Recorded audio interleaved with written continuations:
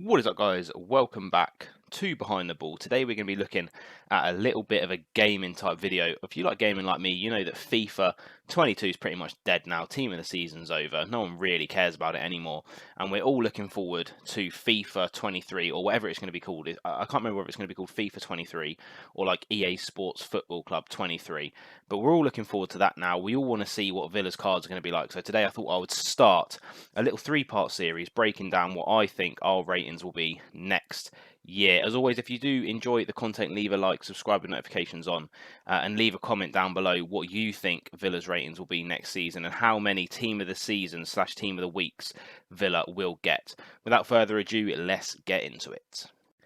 Kicking it off with Emi Martinez, was 84 rated on FIFA 22, with 85 diving, 85 reflexes, 83 handling, 58 speed, 82 kicking and 83 positioning. Played 36 games for Villa this season in the Premier League, getting 11 clean sheets and winning the UEFA Cup of Champions, or that Finale Massio, whatever it was, against Italy with Argentina as well. For FIFA 23, boom, you can see it on screen. I'm predicting him to go up one rating to an 85 with 86 diving, 86 reflexes, 85 handling, 60 speed, 82 kicking and 83 positioning. 85 for Emi Martinez. Deserved. I'm sure he will get. He did get one team of the week as well on FIFA 22, taking him to an 86 in that team of the week. Well deserved to go up to an 85 and be one of the higher rated goalkeepers in the Premier League. Next up, just our backup goalkeeper, Robin Olsen, was rated 76 last FIFA, so FIFA 22.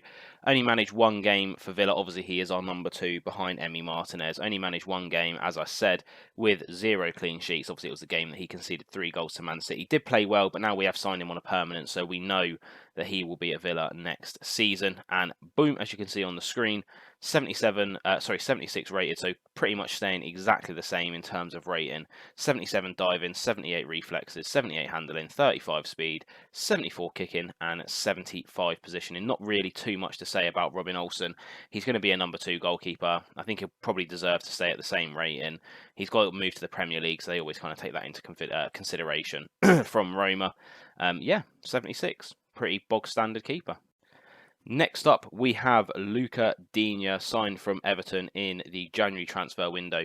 Rated 84 on FIFA 22. He did have one in form, taking him up to an 86. Played 29 Premier League games in total last season, getting 4 assists, which I believe all 4 of those assists were for Villa. He was 79 pace, 80 dribbling, 69 shooting, 80 defending, 80 passing, and 76 physical on FIFA 22. So what do I think will happen to him on the next FIFA? Boom, as you can see on screen, 80 pace, so a slight upgrade, 81 dribbling, 65 shooting, 80 defending, 82 passing and 75 physical, taking him up to staying at an 84. God knows why he still has the Sweden flag on there. Obviously that should be the France flag. I did change it, but the PNG download seems to have messed me about. Oh well, we know he's French unless he wants to switch to Sweden. But yeah, I think he will stay exactly the same, 84 rated rare. Next up, I believe it was Supporters Player of the Season, Matty Cash. On FIFA 22, he was rated 78 with an 82 in form as well. I believe he was still English, apart from his inform was Polish on the FIFA 22. 38 games, the only ever present in Villa's team, getting 4 goals and 3 assists, having an absolute standout season for me.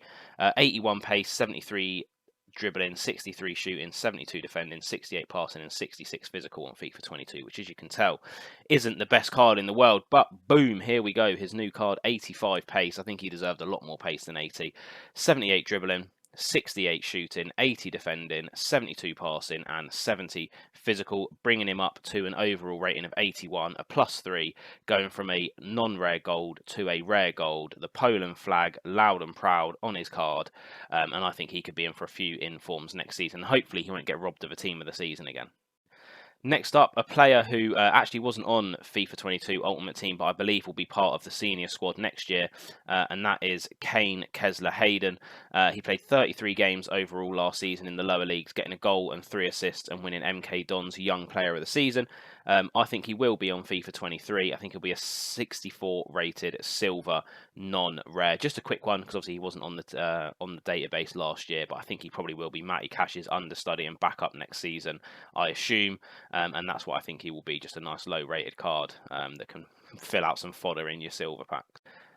Next up, we have our captain, Tyrone Mings. Got 3 cards last year. Started off as a 78, got an 84 rated in form, and then got a 90 rated foot captain's card as well. His base card had 72 pace, 66 dribbling, 78 defending, 67 passing, and 81 physical. I'm not even going to bother going through the shooting.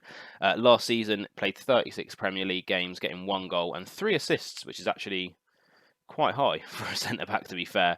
So let's move into what I think he'll be rated on FIFA 23. Now, this one's a bit more of an upgrade as well. I think he's deserved it. He's our captain, etc., etc. Boom, there it is. 82 rated card with 80 pace, 68 dribbling, 42 shooting, 82 defending, 70 passing and 85 physical, because he is an absolute presence. And I think he'll probably, if they do like a foot captain's promo again, I assume he'll get another card, maybe even get an inform at some point. We don't know, but a well-deserved 82 rated card, and he'll be a great starting centre-back on the next game as well.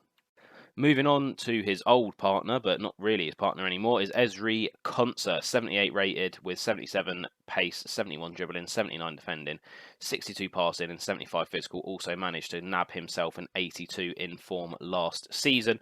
Played 29 games for Villa in the Premier League, scoring 2 goals, and we know had a little bit of a dip in his form last season as well. Don't really know where that's come from, but you know, he did have it, and that's why I think he's only going to get a very small upgrade. And as you can see on screen, 79 rated with 78 pace, 72 dribbling, 40 shooting, 80 defending, 65 passing and 73 physical. He's always been a bit more of a Rolls-Royce type defender, hence why his physical's a bit lower, but his dribbling's quite high for a defender, etc., etc. And I've put his passing up as well, because I think he actually has a decent pass on him, but not too really much to say for him. Maybe he'll get a winter refresh upgrade if they bring those back, if he carries on or rediscovers his form rather.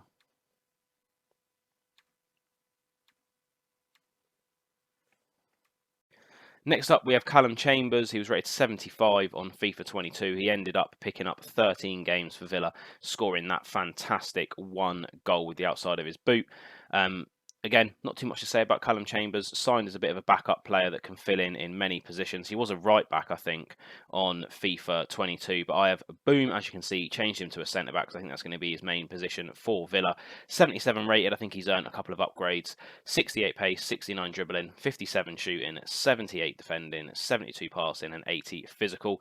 Again, a player like Callum Chambers, not a great deal to say about him. He's going to be a utility player. He's going to be a squad player next season, but he's good at what he does at filling in. And maybe if he scores another goal like that one he scored last year, he'll get a little inform, a cheeky little English inform. We can't say no to that. Next up, we have Courtney Hawes. Started FIFA 22 as a 75 rated non-rare gold with 61 pace, 74 defending and 79 physical being his main stats. He also got an 81 rated inform. I believe that was when he scored that winning goal against Manchester United and we kept a clean sheet. Only managed 7 games for Villa last season, scoring that 1 goal that he did manage to get an inform off of. And this will be the first kind of well, not really a big downgrade because it's only 1, but as you can see on the screen, I think he will be a rare silver player next season. Didn't really do much in the Premier League this season. 58 pace, 55 dribbling, 42 shooting, 72 defending, 58 passing, and 82 physical, because he is built like a Howells, if you know what I mean.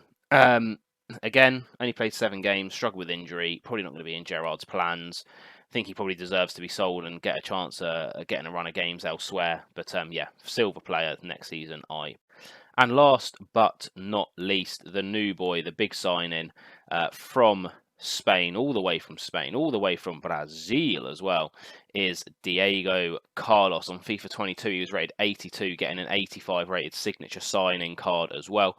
Played 34 games in La Liga last season, getting 3 goals.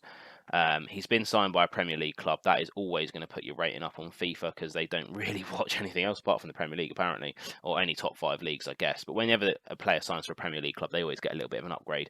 Hence why, as you can see on the screen, now 83 rated Diego Carlos. This will be the starting centre-back that everyone's going to want in the Premier League, I reckon.